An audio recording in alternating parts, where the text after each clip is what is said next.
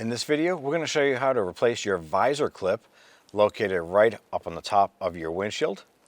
This fits the 2005 through 2010 Chrysler 300. Grab your visor, you can flip that down and swing it off to the side. Using a T20 Torx bit screwdriver or unit here, we're going to go ahead and loosen and remove the screw.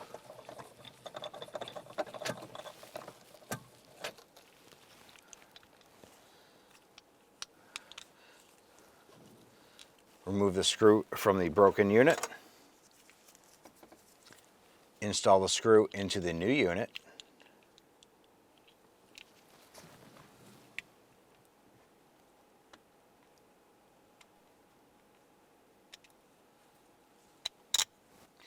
Once you have the screw in, go ahead and line that up. Press that up in a position.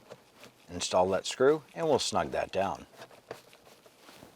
Once that's snugged down, swing your visor across, line that up, snap it into place, and flip up your visor.